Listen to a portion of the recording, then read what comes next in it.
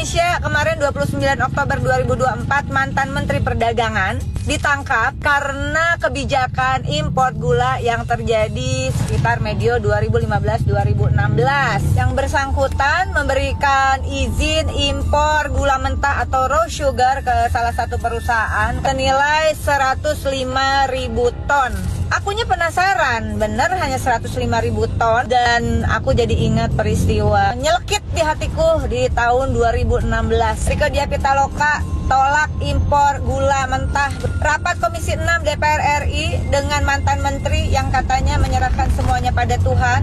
Akan ada impor raw sugar atau gula mentah 380.000 ton. Saya menolak keras karena tidak jelas roadmap-nya, tidak jelas datanya. Benarkah kita butuh saat itu untuk impor? Dan dari hitungan analisisnya saat itu, importasi 380.000 ton gula tersebut akan datang ke Indonesia bertepatan dengan panen raya tebu di tanah air yang pasti akan merugikan petani tebu kita. Guys, waktu itu gak masuk logikaku ya, diintimidasi kayak gitu untuk menyetujui impor, bawa pasukan ya ke Komisi 6. Tapi aku juga bilang, ya Tuhan, kuserahkan kepadamu, tunjukkan yang benar itu benar, berikan kami kekuatan memperjuangkan kebenaran, tunjukkan yang zolim itu zolim, berikan kami kekuatan untuk melawan kezoliman. Doanya orang yang ditindes ya, juga para petani tebu yang dirugikan. Masya Allah, subhanallah. Jadi kalau dirimu menyerahkan pada Tuhan, Tuhan mana yang kau maksud, Besti?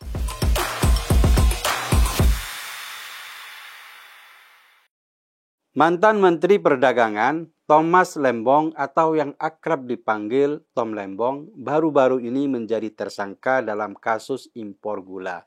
Menurut Kejaksaan Agung, tindakan Lembong memberikan izin impor kepada perusahaan swasta jelas bertentangan dengan ketentuan yang berlaku. Berdasarkan keputusan Menteri Perdagangan dan Menteri Perindustrian nomor 257 tahun 2014, hanya badan usaha milik negara atau BUMN yang diizinkan untuk melakukan impor gula kristal putih.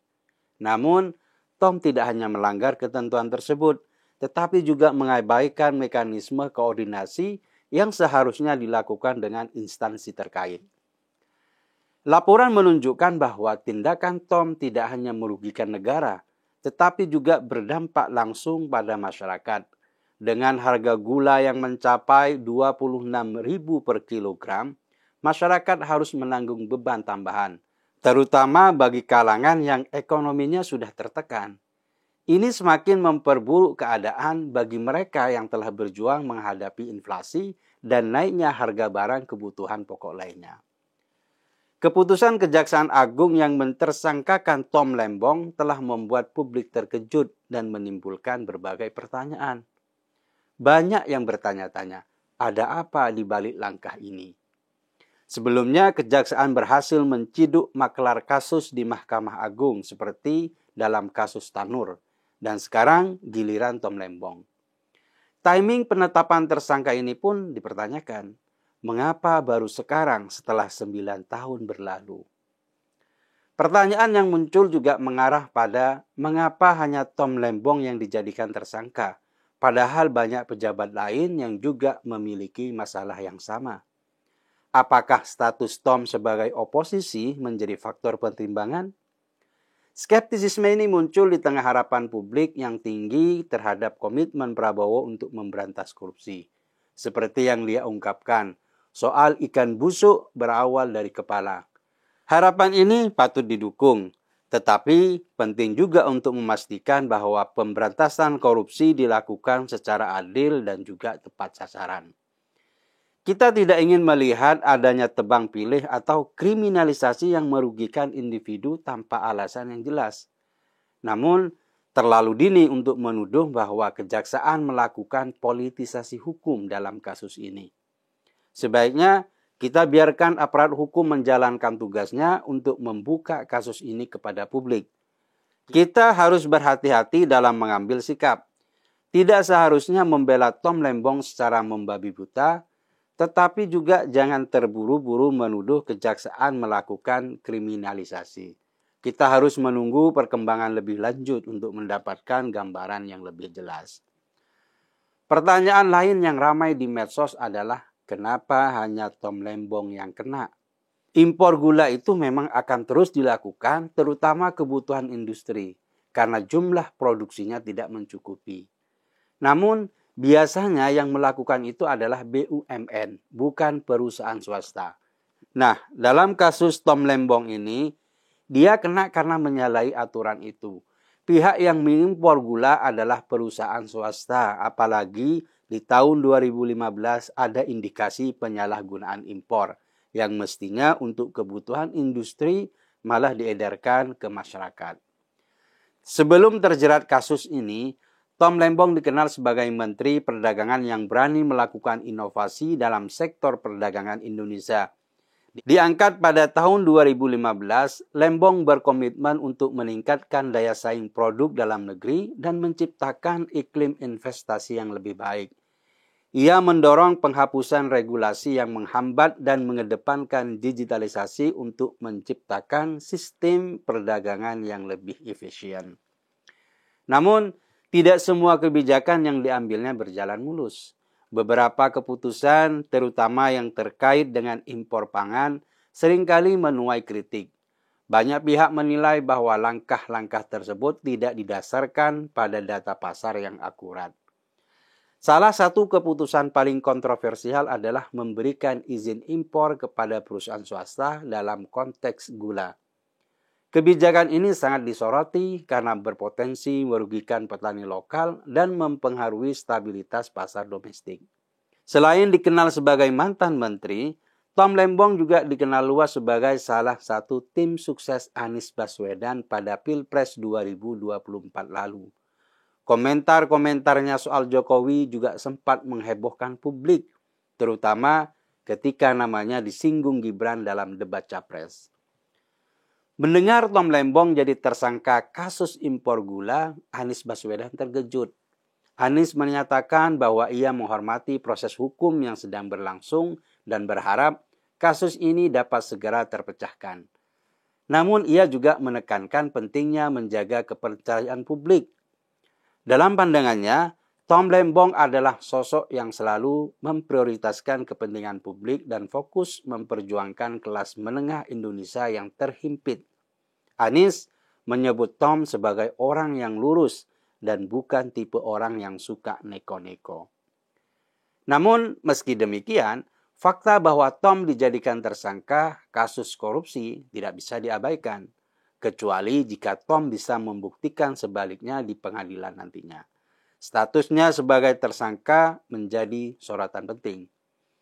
Kasus ini mencerminkan potret buram tentang integritas dan transparansi dalam proses pengambilan keputusan di tingkat kementerian. Keputusan untuk tidak melaksanakan rapat koordinasi dan tidak meminta rekomendasi dari Kementerian Perindustrian menunjukkan adanya kekurangan dalam manajemen risiko dan ketidakpahaman akan dampak dari kebijakan yang diambil.